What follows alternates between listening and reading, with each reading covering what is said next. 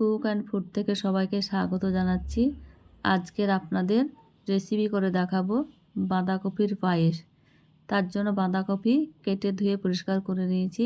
গ্যাসে জল গরম করে বাঁধাকপি সেদ্ধ করতে দিলাম 5 মিনিট। 5 মিনিট পর ফিরে এলাম। বাঁধাকপি ছেঁকে নেব। ছেঁকে একটা পরিষ্কার কাপড়ের উপর রেখে দেব। ভিডিওটি একটু ভালো লেগে থাকলে আপনারা লাইক দিয়ে পুরো ভিডিওটা দেখে নেবেন। ছেঁকে নেওয়া হয়ে গেছে। যে কাপড়ে নিয়েছি কাপড়ে চাপ দিয়ে দিয়ে পুরো জলটা বের করে দিতে হবে। যতদূর সম্ভব সমস্ত জলটাই বের করে দিতে হবে। এইভাবে দেখেই বুঝে নিতে হবে। সমস্ত জল বের করে নেওয়া হয়ে গেছে। গ্যাসে ফ্রাই প্যান চাপিয়ে দিয়েছি। 2 চামচ ঘি দিয়ে দিলাম। উপর দিয়ে বাদাম দিয়ে দিলাম। ভেজে নেব।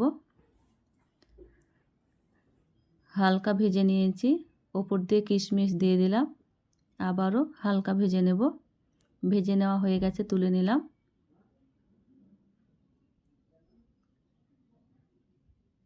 ওই ঘিয়েই সেদ্ধ বাঁধাকপিটা ঘিয়ের সঙ্গে ভালোভাবে ভেজে নেব। ভিডিওটি ভালো লাগে থাকলে সাবস্ক্রাইব করে দিবেন।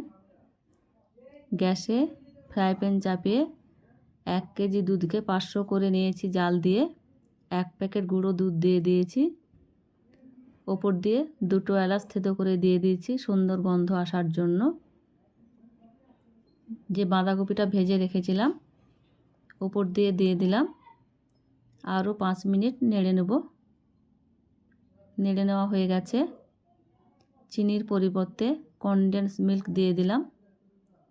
আবারও কিছুক্ষণ নেড়ে নেব। দেখুন বাঁধাকপি দিয়ে যে এত সুন্দর পায়েস করা যায় আপনারা না করলে বিশ্বাসই করবেন না। ওপর দিয়ে বাদাম কুচি ছড়িয়ে দিলাম। হয়ে গেছে, একটা পাত্রে ঢেলে নেব। আপনারা এইভাবে করে দেখতে পারেন। খেতে তো অসম্ভব মজার হয়েছে, দারুণ।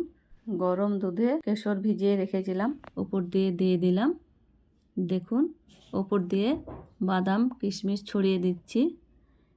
দেখতেও এত সুন্দর হয়েছে, খেতেও তো অসম্ভব মজা। আপনারা একবার এইভাবে করে দেখতে পারেন। ভালো লেগে থাকলে ভিডিওর শেষে কমেন্ট করে জানাবেন।